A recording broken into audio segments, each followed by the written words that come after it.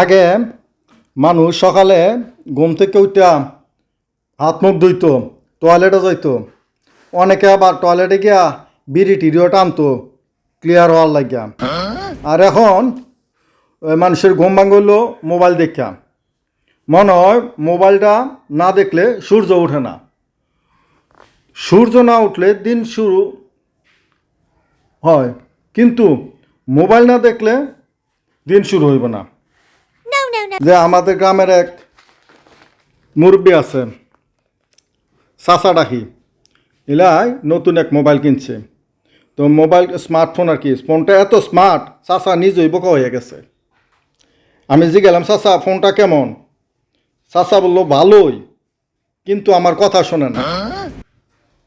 আর আমি বললাম যে কী হয়েছে, মোবাইল তো ভালোই দেখা যায়, নতুন স্মার্টফোন। চাচা কয়, আমি আরে কই কল কর, এটা বলে আপনি কি বলতে চেয়েছেন? আমি বললাম, চাচা এই ফোনকে আদেশ না দিয়া আপনি করেন, এরকম বাটন চিপেন বা নাম্বার সেভ করা থাকলে এটা করেন।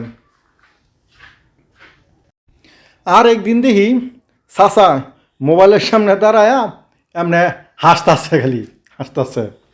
তা আমি দিলাম, চাচা কি হয়েছে? চাচা বললো, ফোন তো আনলক। তা আমি বললাম, তাহলে এইভাবে হাসতাছেন কেন?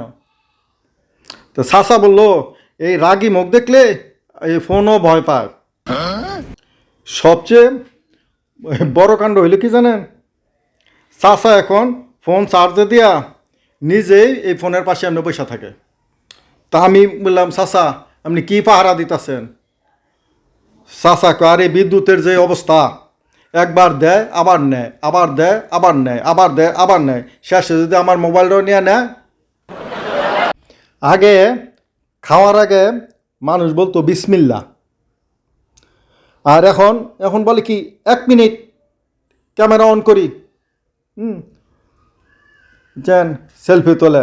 ভাত ঠান্ডা হয়ে যায় কিন্তু ছবি গরম গরম ফেসবুকে চলে যায়। তাই আমি সিদ্ধান্ত নিছি কি, স্মার্টফোন ব্যবহার করব, কিন্তু ফোন যেন আমারে ব্যবহার না করে। আচ্ছা আমি এখন যাই, কারণ আমার মোবাইল হলো 2% চার্জ। এখন এই অবস্থা আমার চেয়ে বেশি খারাপ হলো। এটা